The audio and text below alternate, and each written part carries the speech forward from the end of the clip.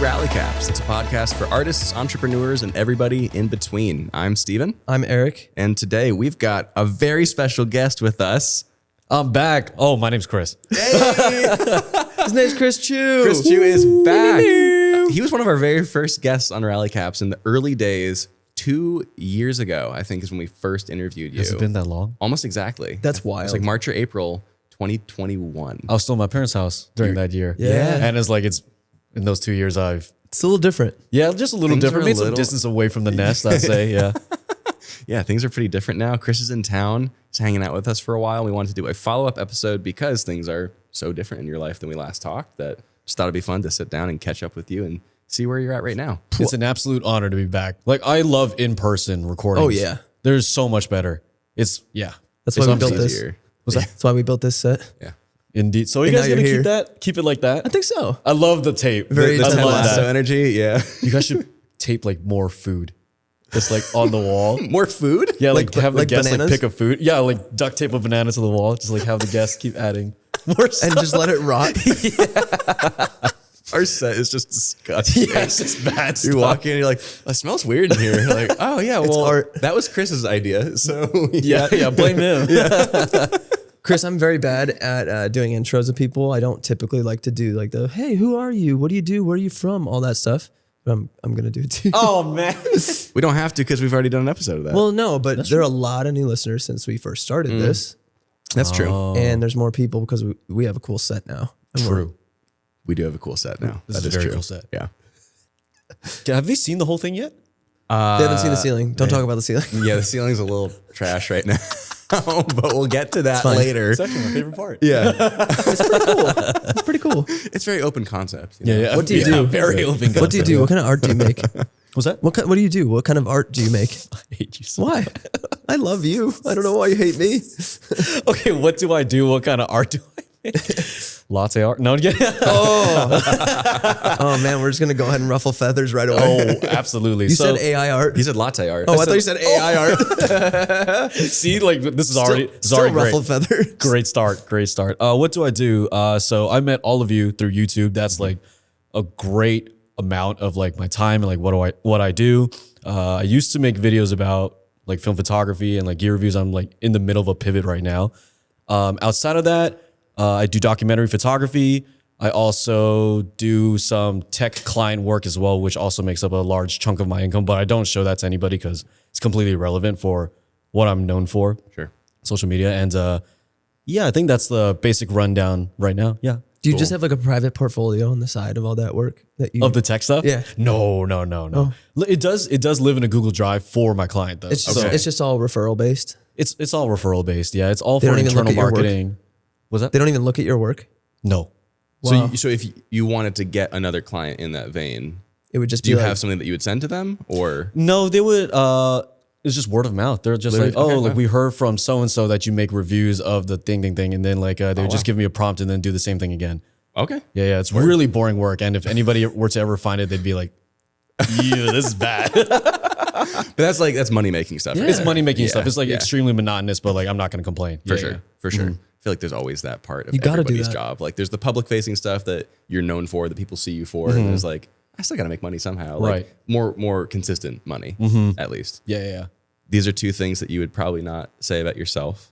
I'm going to say them for you. You recently hit 100K on YouTube. Woo! Congratulations. Oh, thank you. Appreciate it. It's huge. That's a really, really big deal. Yeah, You've the been chasing that for a milestone- while. Milestone I always wanted. Yeah. Yeah, it was a really like tough last year trying to get to that number. Yeah. I felt like I was getting stiff armed by the algorithm. We talked about it like a million times, but it was rough. But now that I finally crossed that, feel free. Yeah. Yeah. That's awesome. Does it feel like more of like a, I guess, symbolic accomplishment for you?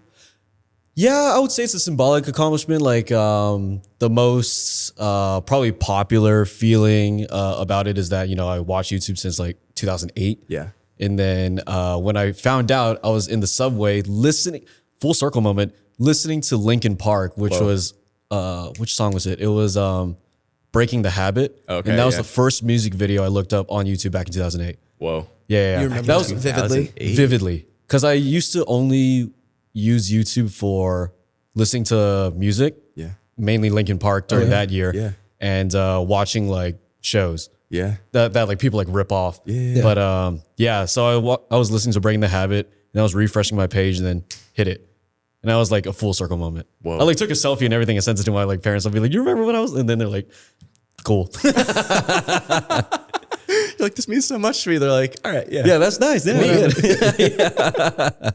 That's super cool though, man. Yeah, you've been chasing that for a long time because you hit pretty volatile growth during COVID when you did your Yeah, you guys self-portrait caught me series. when I hit 60,000 Yeah. in my first year. Yeah. And that was Wild. wild. Yeah. If I had kept on the same type of content that I was making back then, I would have easily hit 100K like probably a couple months after we filmed that episode. Yeah. But that was, I think, when I started to pivot towards making more film photography based things because I liked the community in film photography way more. Yeah. It was like more familiar, or like people were more familiar with each other. It was tighter knit, and there was way less ego. In the digital photography world on YouTube, is like there's a lot of players, therefore there's a lot of audience, and then like it's really hard for you to like kind of feel that sense of community. Whereas film back then in 2020 was like much smaller than it is now. Yeah. Yeah. So yeah, Nice. Yeah. Does it feel like that digital space you were kind of pursuing before? Did that feel more superficial, like on an artistic front? oh, that's a good question. Did it feel more superficial? I definitely Like enjoyed, just chasing numbers. Yeah, it was definitely chasing numbers, and it felt a lot easier than the film chase, I would say. But I wasn't creatively challenged anymore, because that was kind of like, if I were to like make an analogy, like at that point I was shooting for 10 years at that point, did a lot of experimenting during high school and college with photography, and then like I was a wedding photographer at that point. So making like videos about that was just kind of pulling books off of a library. I'm like, oh, I learned this like years ago. Here, let me share this. Versus like film, you're like kind of following me as I got better. And that was more exciting for me. Yeah. But you could see like a theme on my YouTube that once I get momentum for anything, I'm like, oh, this is too comfortable. And then I switch and make it like harder for myself. Okay. It's like 60,000 the first year. Let me make it harder. 30,000 in the second year. Let me make it super hard for myself. And then 10,000 in the third year. I was like, wow, the growth just kept going lower and lower. It says something about you though. It really does. I just like being well, obviously like having fun and being creatively challenged. Yep. But I mean, I should definitely stop always pivoting. How many times do you guys think you pivoted in your creative career? I feel like I've only done it Wow. twice. Oh, only twice. Yeah. What were the two pivots? I think pivoting not completely out of weddings, but really minimizing it. I guess the other pivot was pushing more. They've been kind of stacked on top of each other. So less client facing and more education. Right. So that was like starting YouTube, building my course. That was a big pivot. And then since then has been minimizing client facing work even more, not doing as much education and getting more into the commercial and now documentary world and more filmmaking. Yeah. I don't find myself doing as much photography at all anymore, which is Weird. it's hard to, I'm trying to get back into it. Yeah. Oh, because you miss it. I really miss photography. I see. Yeah. Especially film photography. Yeah. Yep. I think first pivot was moving to Chicago. Yeah, a year and a half ago. That was definitely a huge literal pivot. Of You weren't in Chicago when we filmed that episode yet. No. No. Yeah. That Wow. was fully remote. Yeah. That was us calling from north of Boston, Chicago, and then you were in the Bay Area. Daly City, yeah. Okay. Yeah. Which is wild to think about. That's how we really incubated Rally Caps in the beginning. It was all remote all Yeah. the time. And this is so much better. This is so much It's better. so much better. And I think I'm kind of in the middle of my second pivot right now, which is kind of thematically within my business, just the type of work that I'm doing and the interests that I have going forward, especially with the documentary and how that's kind of changed.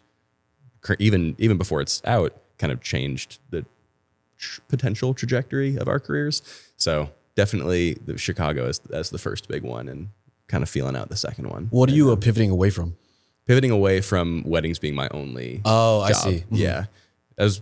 Which influenced the move to Chicago, really, Okay. was I just needed to cast a wider net and do things that were a little more, honestly, self-fulfilling versus Yeah. client-facing. I love telling the story of a wedding day so much. I plan to still do it in a much smaller fashion, less like 25 to 30 weddings a year, more like 5 weddings a year kind of thing.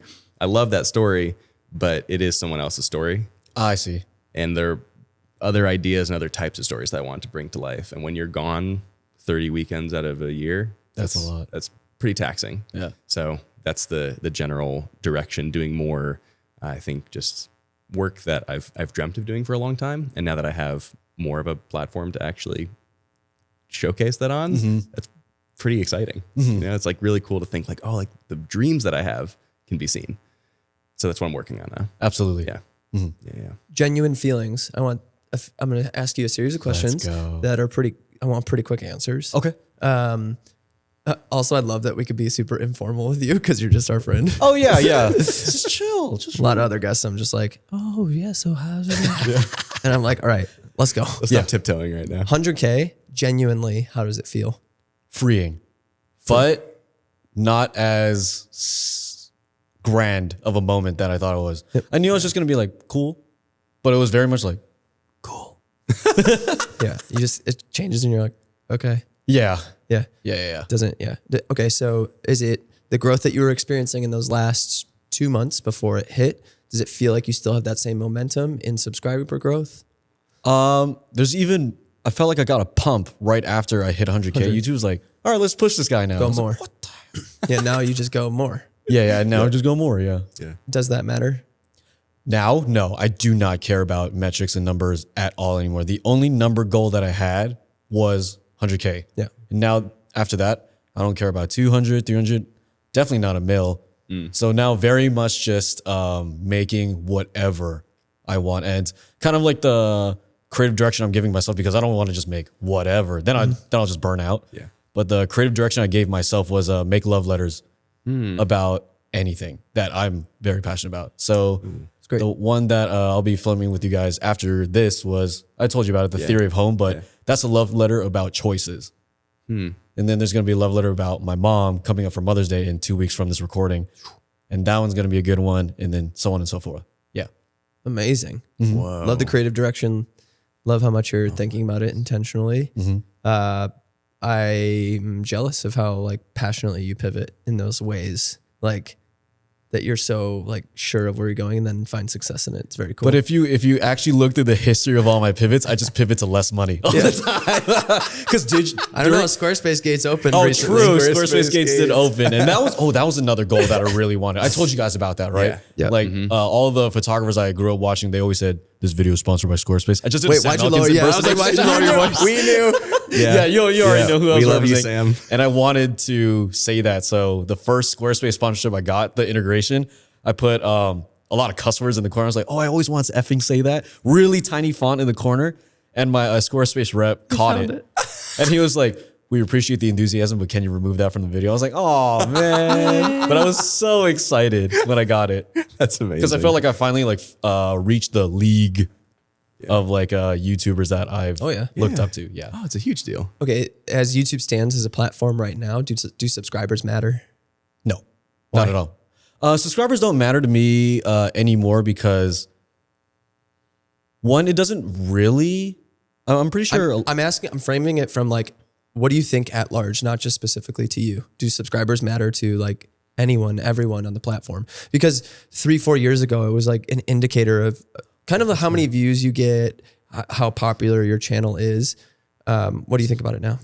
I don't think subscribers matter a whole lot anymore. And maybe you guys disagree or agree, but I think to most people, the view count matters. And when your ratio of views to subscribers is like almost 1-to-1 or even more, that shows like really strong loyalty. And I guess as a byproduct, or not as a byproduct, but it shows that you're very consistent as a creator on YouTube. Yeah. Because my view count's always like volatile because I switch all the time. Yeah. So people know me for one thing, but then they see that I switch to like 3 other things. They're like, what the heck is this guy doing? Yeah. Okay. I kind of like that take. That's nice. Yeah, I mean, after a collection of years, my take on it is if you've been doing it for 5 to 10 years, it's only a number of proving how many people you've convinced to click a button and feel captivated to want to hear more based on whatever topic specifically they heard at that time. Yeah. So in that sense, I guess it's if you're pointing that number to brands and they're looking at how many people you've convinced or motivated to want to follow along in whatever regard, I guess it might matter from a numbers perspective. But after that, like for me specifically, I know that at least 50% of my audience like has no idea who I am anymore. Like, yeah, or just don't watch YouTube anymore or anything. Like, you know, or the thing I come back to every once in a while, it's a dark thought, but like people die too. And wow, that is a very dark thought. but yeah, but that actually, like what if 30 years from now, YouTube's still a platform and they keep these numbers going? It's like, that's a lot of people that don't exist anymore. that aren't either. actually using. It's just interesting. Like, I don't, Yeah. So it matters more from a business perspective, maybe, where it's like, oh, you got to a certain number that unlocked Squarespace. Yeah. Kind of thing. Yeah. Because those brands, when they come in, they do want to see a certain amount of numbers. Right. Right. And when I do like pitch decks for like certain like brand collaborations, I always lead with a subscriber count, even though to me, I know it's like on the platform itself, it doesn't actually mean that much. Got you. Yep. But it's like a very like it's like the gold standard, right? Like that sticker number like matters a lot to like companies like that. Totally. But to like either creator to creator or creator to audience, it almost doesn't matter. Yeah. As much as it used to like 5 to 10 years ago. Yeah. Makes small channels like mine feel more powerful. So Yeah. Like, well, that's the I thing. think you guys talked about it on another episode that virality is actually like really bad for a channel because you Yes, get we thrown did. into a box. Yeah, we did. Yep. Yeah. Yep. You get thrown into a box and then you're only known for one thing. And as creative people, you never want to just stick with one. Did you feel like that's what happened to you in your first year? Yep. With I the was self-portrait I was the series? self-portraits guy. Then I turned film. Then I turned street. Then I turned doc. Then I turned love letter. Like, what the heck is going on? Yeah. Yeah. That's a really cool evolution, though, for your personal artistry to see those back to back to back to back. It was a journey of finding the perfect marriage between my passion for people Yeah. and my passion for photography. And photography is like I would say like my second top art form. I feel like conversing and meeting people is my first art form. But obviously photography for all of us is the perfect vehicle to meet people because you are in the service industry. You provide an artistic value to people. But then once you like get through the door, then you actually like communicate and like convene and get to know them, establish connections. Yeah.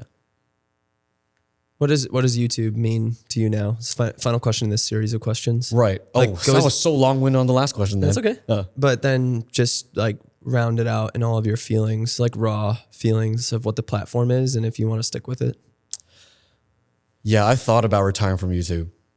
Really? Yeah. Whoa. I'm starting to think about it more. Yeah. Really? Yeah. I So, sense that in you. oh, you do? Okay. Well, I'm interested in how you can sense that, but creative fatigue is a thing. Yeah. Even though I have this new creative direction, I'm excited for it, but also I'm thinking like 3 to 5 years down the line, I'm like, I don't want to do this for that much longer. And doing 3 years of a job really isn't long at all. No. Like not at all. But for some reason, YouTube feels like that time is like doubled or maybe tripled.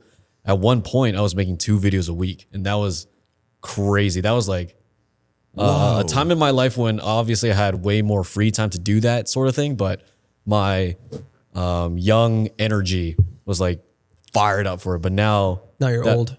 yeah, now I'm old. But it's just, I feel like I accomplished everything that I had to accomplish. And now I'm just trying to find like a sustainable way to exit.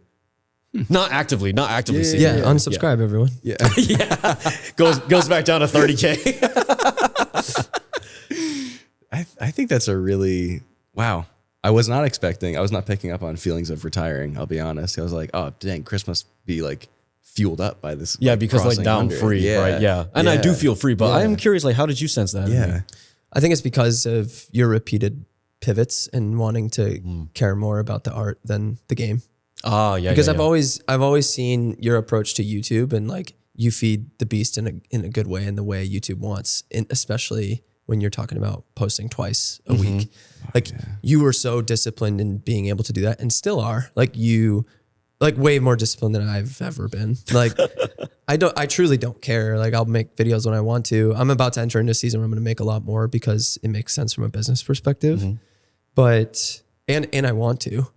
But seeing that trajectory and like the way you talk about your work and your art makes me think more and more like, I don't know if it's the place for you long term. That's what I think. And then if you end up moving to a place like New York City, then it's just like, oh well, you have a million things available at your fingertips, Right. especially being as connected as you are, knowing the industry already, like guaranteed you'll have a million directions to go, not needing YouTube to be able to pursue those things. Yeah. I think that's a very like good assessment of what those pivots meant. Yeah. Because I very much am like focused a lot more on the art, and had a conversation with some people that I met out in New York about this whole topic, and they kind of said what you said, but they didn't necessarily describe the feeling that it was giving off was retirement. They're like, oh, you're very much don't care about the game anymore, and I don't. Right. Yeah, I feel like it happens at 100K. it does. Yeah. I kind of see, I reference Willem a lot as kind of a North Star for my channel because I love the way that he approaches it, where he's just working as a professional photographer and he just uses YouTube as an outlet to share the projects that he's working on. I think it's a really healthy balance where he's like actually doing work in the world, and YouTube is more or less a place to just sit down and be like, hey, this is what I'm up to. This is a recent project I did with Randall Park or someone for the New Yorker or stuff. Like as his projects scale up, like that's really exciting and it's a cool way to inform people. I can almost see that same trajectory for you too, where like you focus a lot more on the work that you're doing in the world. And it's like once a month an update of, I would enjoy that. Here's this amazing project I just worked on. Let me tell you about it and share my favorite images and stories from that. Because you are such an engaging storyteller. Oh, I'm glad. Thank you. I try, but like sometimes when I like finish the edit, I'm like, I dragged here. Yeah, but I appreciate that. But also, yeah, like the balance that Willem has is really good. Yeah. Yeah. No, I think he approaches it really well. And I could see that being a good pairing for you too. If that's kind of a pivot that you're looking to make at some point. In like the I near pivot future. next month. I'm like, Steven was right. Forget this love letter direction. Done with it. Corny. And then I just like leave. No, I want to see more films from you though. The ground glass video was just blew Very my cool. mind, man. Blew my mind. That was the only video that finally translated 100% everything that I was feeling. Yeah. And the audience actually felt it. Like you guys, like you texted me, a couple other guys texted me, and I saw the comments. I mean, all of us like suffer from this thing that we have this like certain creative language in our head where we have this idea. It has legs, it has arms, it has a heartbeat, it has a color to it, maybe like just metaphorically speaking, a smell and sound to it. Yeah, because you're colorblind, you can't see that. Yeah, because I can't see color. And then when we like try to like get that out of our head, right? Yeah. That's a whole process of translation. How do we translate that into like a video form where the sounds and music and colors all like How do you make it a express that feeling? 100%? And then like most of the times we can't translate it 100%. Yeah. There's like a lot of fidelity that gets lost because, well, we're not perfect in our like storytelling, and we're like still like developing. But that Hasselblad ground glass video was 100% like translated. And I was like, finally, probably won't be able to do it again. But at least I did it once. lightning. Will you reveal here how you rigged that up? Nope. Okay. No. Nope. That's private eyes only. Yeah. Well, you guys saw it. Yeah. Yeah. It's like really ghetto. It's like really ghetto. Okay, so for the viewers or listeners, when people were messaging me how I did that Hasselblad video, I trolled them and instead I got Pause. a mouth guard. Pause. Let them know what it was first, okay. so they have context. Listener, viewer, we will link this video in the description, show notes, everywhere, so you can go watch it because it really is gorgeous. It's an amazing short film that Chris made. But if you'd like to give a verbal synopsis of this video, and go as specific as you can for anyone who like isn't familiar with even photography in general. Sure. like a waist level viewfinder, all that. So my camera, so like for all cameras, like you can look through it and that's called a viewfinder. For this specific Hasselblad film camera that I was using, it's an old piece of, I almost said piece of tech, but it's an old camera where you actually like look through a gigantic window in the camera and everything's mirrored. But the way that the glass kind of shows what's coming through the lens, the textured glass makes everything more saturated and more vivid and lively and just overall romantic. And there have been a lot of Instagram videos of like people taking iPhone videos of what they're about to photograph through this thing. And I wanted to take it a step further and strap my like big like mirrorless camera to it. So the way that or the reason why I want to do it was because I've always said that life looks better through this quote unquote ground glass viewfinder. Life always looks better, saturated, vivid, all the stuff that I just said. And because I'm in my honeymoon phase with New York City right now, how can I show that rose-colored vision that I have right now? Oh, how about through this ground glass I talk about all the time? And it worked. Yeah. And I wanted to take it a step further by having sound be a part of the story. So piano and jazz has been sounding a lot better in my life ever since I moved to New York. that like jazz sound just fills up my bones. Like I feel it all the time when I'm outside. It's really weird. I was never into jazz. There's a meme there, but but I wanted to include not only like a piano jazz soundtrack, but also the people that I talk to as well, because that is my number one passion, people. And then I pass the camera around to like different people to either photograph me or photograph something else who have never held this camera before or never experienced it before, just to show that like my love is for this place is so great that I want to like have it be contagious. And then the execution happened and it worked. And now I'm very happy with the final product. Amen. That's just the best feeling when that happens. Yeah, it really is. Anyways, to go back to the original thing, the rig. So I'm not going to reveal the rig, but people ask me like, how did you have your camera point straight down into your camera like stably? So I said like, oh, I got a mouth guard and I hot glue gun a rod from my mouth guard to my camera so that every time I'm looking into the camera, you're seeing what I'm looking at. And all 10 people that DM'd me that believed me. They're like, wow, you're really steady. I was like, thanks, man. And they're listening to this now. I love You got God. I love trolling. I feel like you need to make a fake mouth guard situation and sell just it. post that on Instagram and just be like, Sell look, it. this is how I did it. I wasn't lying. Sell it. That could be also like from a business perspective, like have a Patreon where I just show the behind the scenes of how I make this stuff. Yeah. Don't. Well, you've done this. Yeah. It's a lot of work, huh? Yeah, Making it's a video about making a video sounds exhausting. It is. Yeah. It always is. Behind the scenes stuff is very, The last, very exhausting. The last short film I did, I promised myself I wouldn't share any BTS because I do that all the time. Yeah. And I do love sharing that stuff. I think it's really interesting. I think people get a lot from it. I built my career on doing things like that. True. But it's starting to feel like it's cheapening my art. Like it's starting to feel like I'm just leaving all the magic out of it. I see. Explaining the trick. Yeah. I mean, it breaks down the fourth wall in a way I don't necessarily want it to all the time. So I have to really start reckoning with those kinds of questions. Like, how much do I really want to give away? How much do I really want to lean on the educational side versus just solely affecting someone through emotions or feelings? Yeah.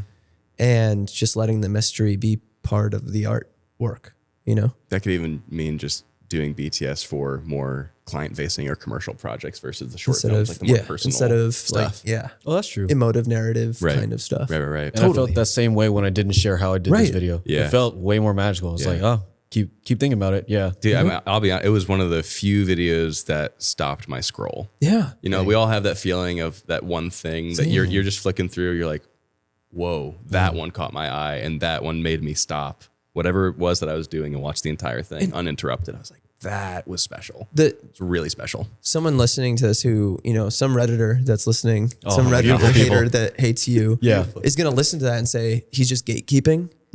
Oh, yeah. I got those comments too. In all Really? reality, Okay. no.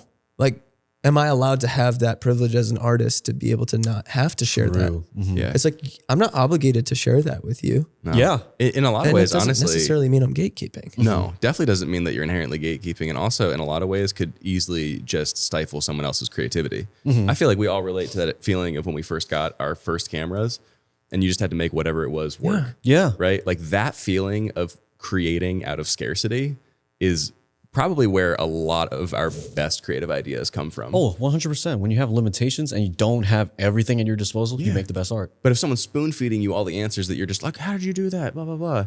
Like, well, that's not actually going to help you. Maybe you try to figure it out yourself first. Try to rig up something that can match that. Right. Or maybe even improve on it. Who knows? But like you just giving away that information right up front completely kills the magic like we've been talking about. Yeah, and there was like no instruction of like how to do this. Like I like bought so many wrong parts from B&H, had to return that. I hate doing that. But that was part of like the journey of like figuring it out. And once I got it, I mean like it was very like ghetto still. Like it could very much break all the equipment related to the video, but it worked. For sure. And that satisfaction of like solving that problem was next to nothing. Yeah. So if you have not watched it yet, whether you're listening, watching right now, please go check it out. It's really a beautiful short film that Chris made. Follow-up question. What's it like living near B&H now? Oh my gosh. Okay, so Context: Chris lived in California for your whole life, My whole life. Yeah. and you just moved to New York City for 2 months ago. 2 months ago. 2 months ago. Jeez. Wow, it's been In 2 March. months already? It's only been 2 months. Whoa, that's Manhattan. crazy. Hey, Manhattan. congrats. Manhattan. Thank you. Congrats. Appreciate neighborhood? Huge move. I'm You not didn't come to doxing you. Chicago. We're a little upset, but it's okay. Is neighborhood too specific? You don't want people to know what neighborhood? No. Yeah, that's enough. You know what? That's a really weird question Manhattan. that I get asked a lot. It's Yeah, like, what neighborhood you live in? You're I was like, what don't- the heck? Like, what? Yeah. Why? No. Yeah. Thank you. Yeah. I'm like, I'm not gonna tell you, but like for the people who do keep pressing, I just give them the wrong neighborhood. I'm like, why is it so? Why are you guys so concerned about where I live? That's so weird. What did you say? just say it was a mouth Flex. guard. It was a mouth guard. And like each neighborhood's only like it's very small. I bought a house in Soho. They're like, wow. Wow, 100K subscribers. Wow. Squarespace. Huh. Yeah. Wow. What was your sorry? What was your question? Okay, so you moved to New being York close City to B&H. recently. That's huge. What's it like living near B&H? B&H what's- Photo is like the premier camera store in the country. It's located in New York City. Being that close to B&H, I don't know if you guys ever ordered anything within the same zip code Yeah. of B&H, but they give you like express pickup. So like once you order it, within 30 minutes, go to the store and go get it. And now I don't have to wait 2 days. I don't have to be worried about like porch pirates stealing my package. Just go over there. They like have it like ready to go. And Just it's anything. It's anything. Anything. And I'm like, I've never seen this on your shelf. Like we said, we have it. Like the parts that I had to assemble for the Hasselblad video. Yeah. Like they just had everything that I typed in the most like obscure things too, like da da da da da, and they're like, oh yeah, we got it. It'll be ready in 30 minutes. I'm like, wow, That's awesome. insane. Got to be careful because it's sure. so tempting to just be like, I could use this one day and just buy it and go pick it up in 30 minutes. And I can get it in 30 minutes. So yeah, that's not it's bad. so convenient. Yeah. Have you told them about the B&H credit card? No, I do have the B&H credit card. The paper one. Yeah. Yeah. It's pretty great. It's like my business expense card, basically. Really? Because, well, the really nice thing is that you have two options. You can either save the tax on a purchase. Mm-hmm. So in a place like Illinois, where the total sales tax is like 10.25%, that's a lot of extra That's more in tax. California. Yeah, it's a ton. Yeah, it's especially when you're buying like expensive cameras, like an R5 turns into like that's another $400 in tax right there. It's like, geez. So you can save the tax on something or get like a 12-month 0% financing deal. No way. Oh, I didn't Yeah. know about that second part. Yeah, so it's nice. So you can do one or the other, which is super nice. So either you buy it up front, you pay it off quickly, and yes, you're in trouble now. Yeah, or you just finance it for the year. You still pay tax on it, but you have a whole year to pay it off at your leisure. You just have to make whatever payments. Be disciplined, pay off your credit cards and everything. But for certain purchases, it is really convenient, and if you are good at managing your money and everything, it's a really nice option to not fork over all that cash up front. So I love that card. Man, I'm trying to think of what's on my wish list right now. Yeah. Like what I could spread out. You're like, now I'm actually saving money by buying this camera. Yeah. Interesting. Yeah, no, Oh. it is a very didn't nice know card to about have. Yeah. Only works at B&H, but A couple follow-up New York questions because I'm obsessed with New York too. Mm-hmm. Have you seen Casey yet? I saw the back of his head. Really? Oh, Yeah, sick. in his studio because my Was it friends. ridiculous? Oh, it was ridiculous. The back of his head is iconic. Some may argue the front is as well. Some would argue. Some would argue. My friends and I were biking to a ferry pier, and they were meaning to stop by 368. And we didn't know that we were just like right in front of it when we were like looking at our phones. And I was like, oh, that's Casey's office right there. And they're like really obsessed with him too. So when we all looked up, we saw the back of his head and he was filming something. I think it might have been his latest video. Okay. But he was filming something. And they were like, oh my God. And like just the thought of like 3 clowns like us freaking out about the back of a head of someone who makes videos for the internet is ridiculous. It's awesome. It's awesome, but I was just like, what are we doing at the same time? It does look like a museum when you stare up at it from the street. Because it's just a whole like archival art studio, just like everything is up there. Plus it's like you're getting a glimpse into like this YouTube video set. Yeah. We've seen 800 times. for years and years and years and years. Yeah, that studio, I hope to step foot in it one day. That would be unbelievable.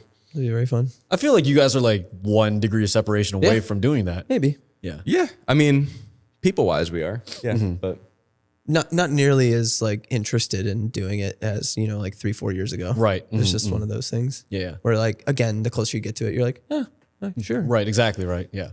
I don't know. I think it would trip me out a lot. It would be super sick. It would be so sick. No, that'd be cool. But you moved to New York.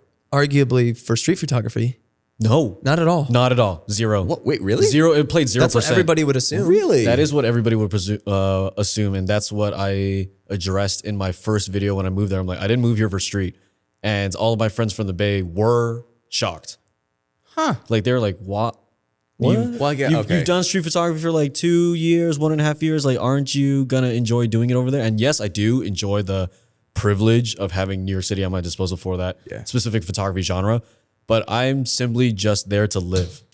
And that is honestly like really hard for some people to digest. Because yeah, it's a very expensive city, like no doubt. Yeah. But I just really want to experience like the organism that is New York City. Yeah. Every square inch, every block has a purpose, has a story to it.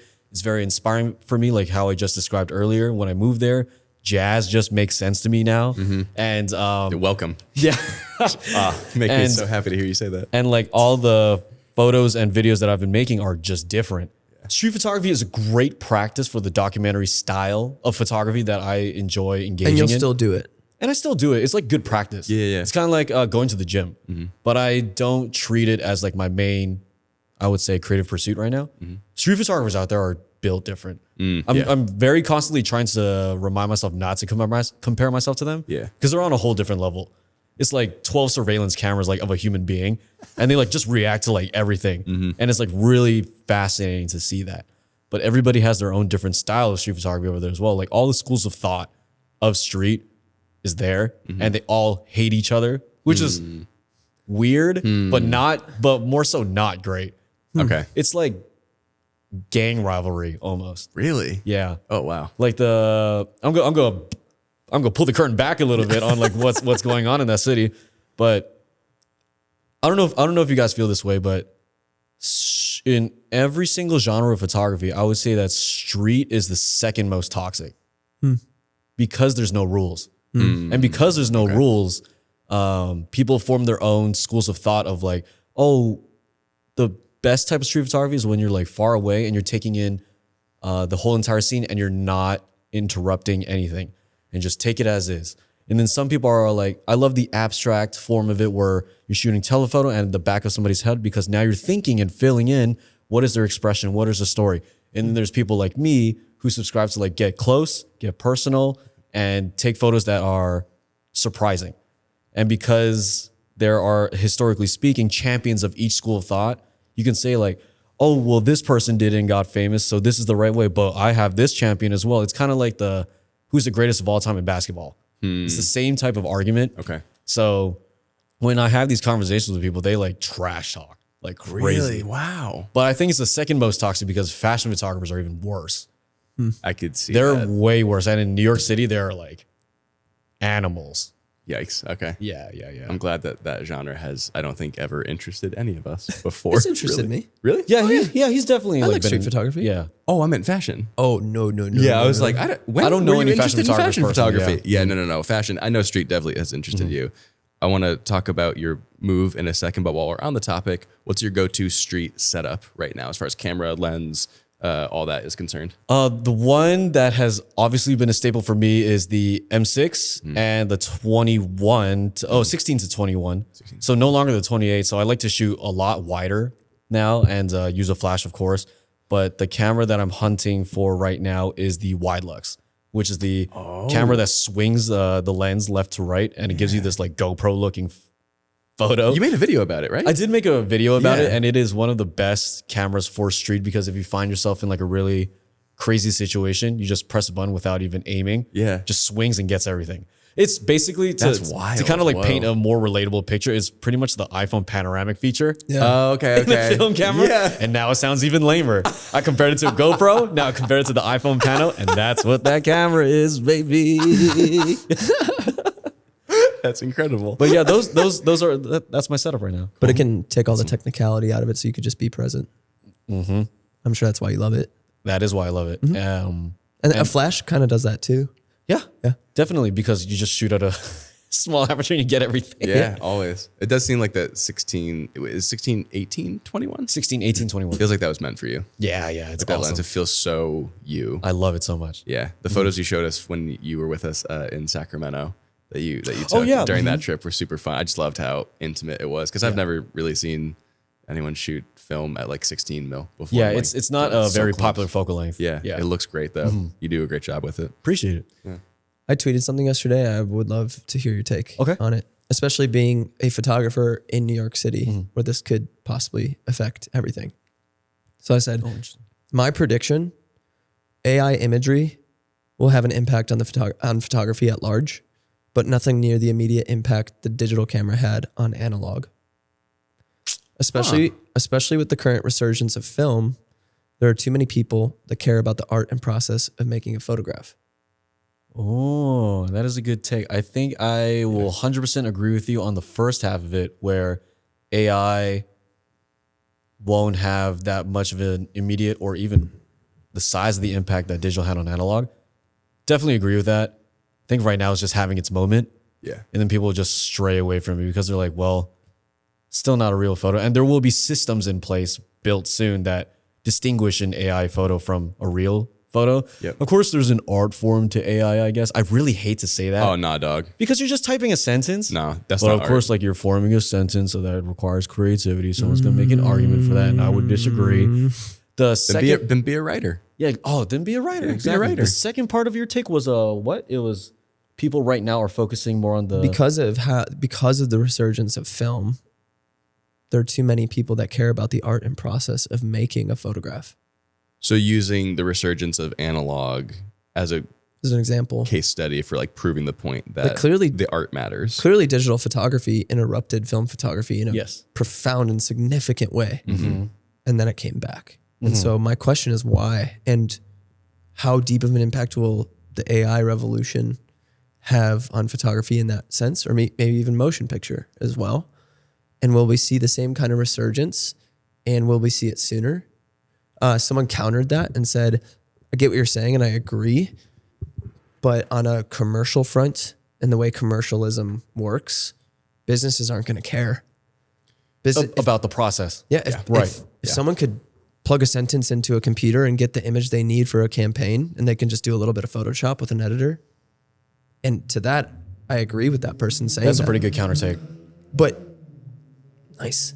In the same regard, someone else on one of these posts was like, this doesn't just affect photographers, this affects makeup artists, set designers, Everyone. like casting agencies, like everyone, models, like the whole kit and caboodle. So something like that really makes me scratch my head about a place like New York, where like people are in those realms, right? AI. Like that industry is thriving there. Really? And those, no, I don't mean AI yet. I just mean like those people who have those jobs with art direction, set design, like all of the components that would be affected by just plugging a couple sentences into a machine and getting the output they need.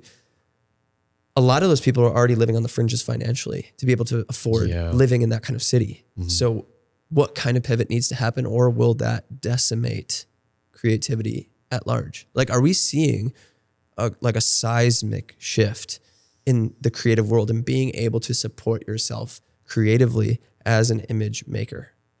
I think AI is definitely going to take out a good percent of jobs. So there are like professional storyboarders.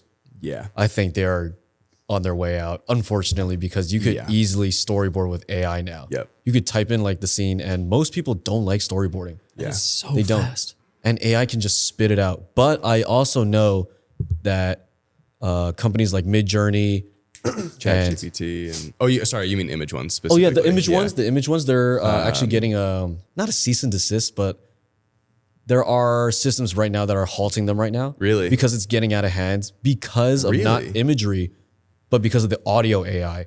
Like the fake Right. songs that have been popping up. yeah. That's really And dangerous. likeness. Yeah. That's really dangerous. Like the fake Drake songs, the fake Kanye songs, and then I think UMG and Warner Music and Sony Music had to be like, no, we can't have this happen. No. So because they're stepping in, because they're going to lose money from this, it's always about an issue of money, right? Big money. Yeah. So I think all this is getting halted, but I can see storyboarders losing their jobs. I could see, a lot of people in pre-production lose jobs because AI can take care of it. It's really rough. But again, I agree with your take that like it won't have that immediate or big of an impact like digital had on analog, because digital helped the consumer level of photography enthusiasts who didn't want to spend money on getting better at the art. And digital took care of that consumer level. AI doesn't really take care of that consumer level because, like people want to take photos and it's like really hard to learn. There's like a lot of YouTube videos. You could buy like cameras that have like, I guess, really good JPEGs, film simulations, all that stuff. And that kind of helps with that consumer level. But AI doesn't really satisfy that part of the market in that same way. But if NFTs were still huge, that would be a different story. Because then you could just make NFTs off of sentences. Yeah. And then be mega rich. So I'm glad that NFTs are not Yeah. popping off right now. Yeah. I remember the crossover at one point where it was like, where NFTs were still popular and this stuff was starting to come out. And I was just like, this is getting It's over. Yeah. way This out of is a hand. giant Yeah, it would Ponzi get- scheme. Yeah, like it felt like the it's biggest just a bubble scheme. ever. Yeah. But I could see a world where AI photography, whatever you want to call it, AI image making, actually starts to ruin digital photography. And we see more people on an artistic front, on a creativity front, wanting to pursue film photography more in the same sense of I want something analog. I want to make a picture that exists in the world. Is it an organic piece? I want the actual negative. Like I want that thing because so many people in our generation are switching back to analog things. Yes. Yep. And so I feel like more people that develop a distaste in artificial intelligence and everything that it brings could move people to want to practice that medium in a much more analog way, which I think could feed analog photography even more. I could definitely see that. And our episode that we'll make soon about why AI sucks will definitely help stoke that fire too. Yeah. So I feel like we're gonna make that sooner or later. But yeah, it's interesting. I feel like there's so many categories in the world of photography that only certain ones could even have the potential to be disrupted by AI. Because I'm just thinking about like, you still need a photographer for your wedding day or a filmmaker. Wedding portraits. Portraiture, newborn, families, even fashion stuff too. It's not like you can generate the new catalog that no one's seen for Louis Vuitton or something. Like you need to photograph that on The people. actual stuff. Like there are so many things that exist physically here first that you need to document, and a person with a camera has to be the one to do that. So it can only go so far. I do agree on the storyboarding front, though, and I think, I mean, Ryan Booth, we've talked to a little bit about how he's like, this is actually a helpful tool for me to help get some ideas in the roughest form out of my head onto paper, so then I can kind of move the needle a little bit. But that's a very, very specific scenario, and I think won't really affect photographers on a wide scale because so many things just happen in the moment that do not rely on being generated by a computer. I could see it in the commercial sense, going back to what you were talking, or what that commenter was talking about. For an AI engine like Midjourney, you can just feed it one photo. Yeah. So that it kind of has a base to work off of, and then you form sentences off of it. So I could see for a Louis Vuitton campaign, have someone stand in front of the wall, take an iPhone photo of it, and then you got yourself a campaign. And especially as the machine gets better and better, it'll be able to be more and more accurate. Because you see all the photos now where it's like, if it's like do a Nike ad, like you see the Nike symbol or the word Nike, and it's like all It's gibberish because it can't spell. Right. But like the Nike Wes Anderson store. It will change though. Yeah. Like give it a year or two more, and it's going to start locking that in then. Do you think the public see. is disgusted with AI as I it was hate with it. NFTs? I hate it. I think well, we hate it. I don't think but we're not a good representation of the I public. think I honestly think most people are scared of it. yeah. Yeah. I think I'm glad. the general public is much more concerned about ChatGPT than something like Midjourney because they don't even know. Like most people don't even know what Midjourney is, or its capabilities of making images. You know, We at least see some of like the mild upsides of like, oh, I could use this in that way kind of thing. I think people that have no reference point are definitely just reacting out of fear and just saying, that's crazy. That seems bad. I think what's really fascinating is that something like Midjourney could save wedding photographers because Expand. in certain situations. Oh, okay. Hang on. All right. I see. So I they see where you're going miss with this. first kiss in the ceremony and they plug 3 images. They're like, hey, ceremony photo, them standing there. Here's a kissing photo later. Give me a kissing ceremony photo. Yeah, And it and looks indistinguishable. Wow. That could be a good tool. It is. Could be a good tool, Has it happened or it already? means you're avoiding a hard conversation because you messed up in the moment. Well, even the client who, like, no matter what, that photo didn't happen. Yeah. So, like, Does the client still want that photo?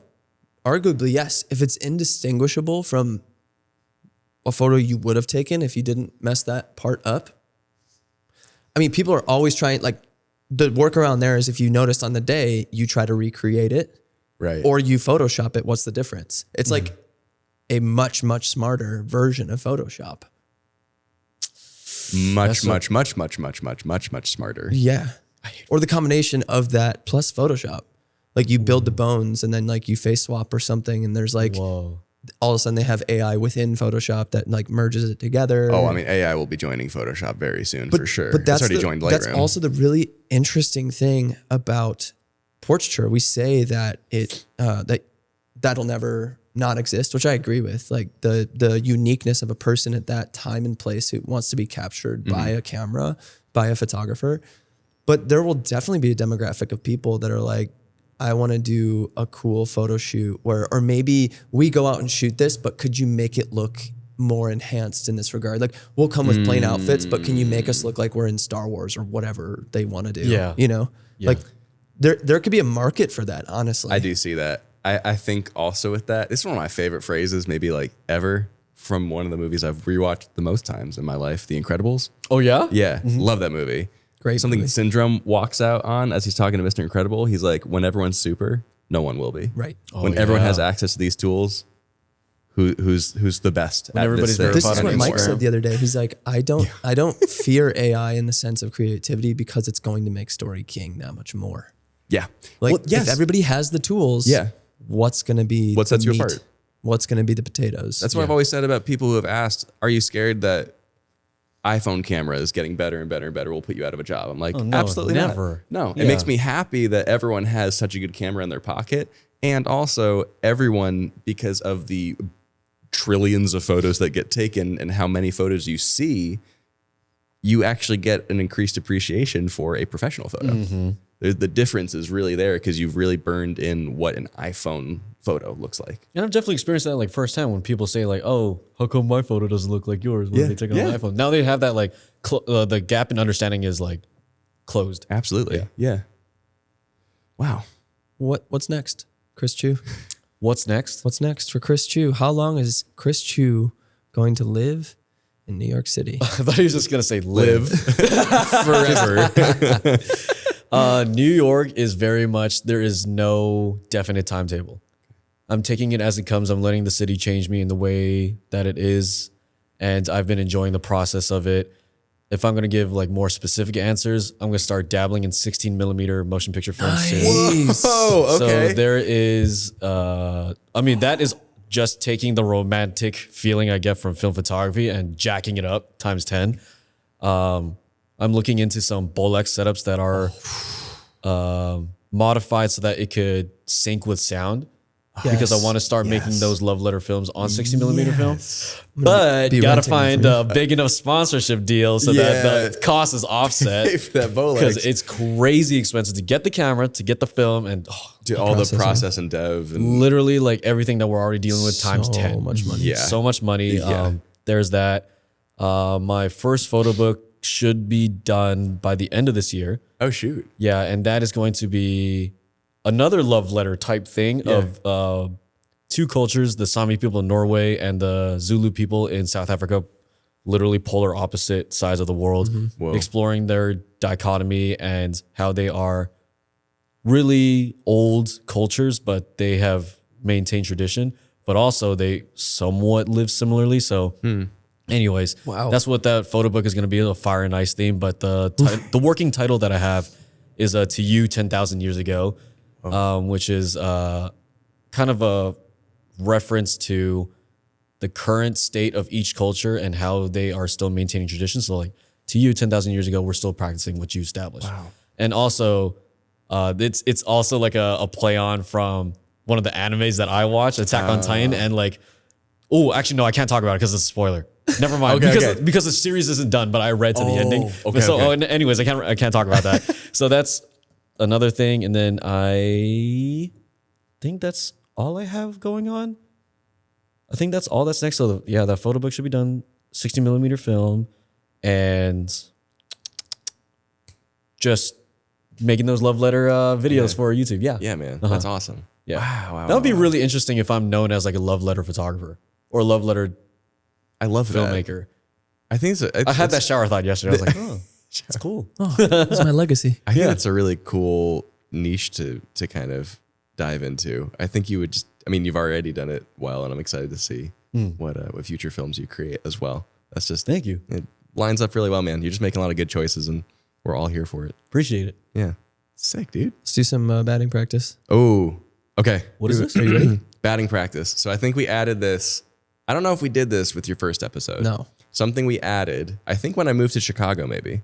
Yeah. Batting practice. How we close out an episode with a guest. Okay. Rapid fire questions. Oh, okay. It's just batting practice. Sure. Yeah. It's off the top of the dome for us, so it's going to be interesting. Yeah. Wish us luck. We're And gonna- I'll be quick with my answers too. Okay. Where'd you get your shoes?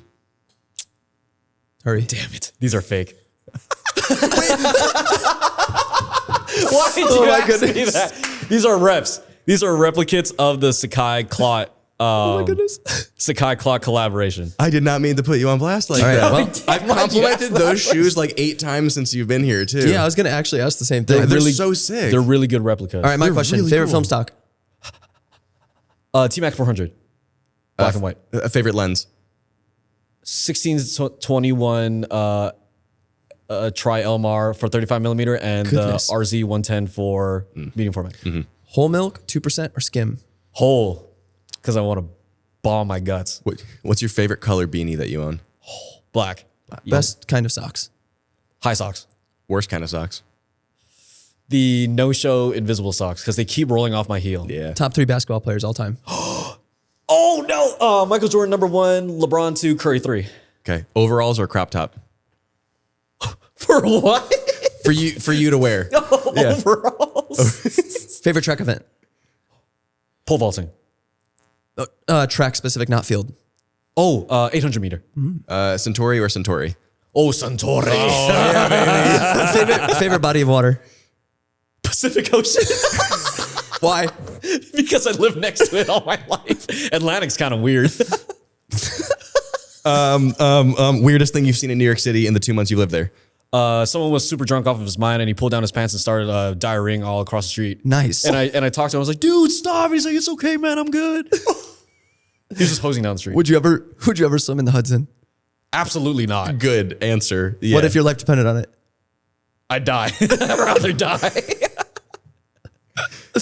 Plain bagel or everything bagel? Everything bagel. Do you wear contacts? No. 20/20 vision? No.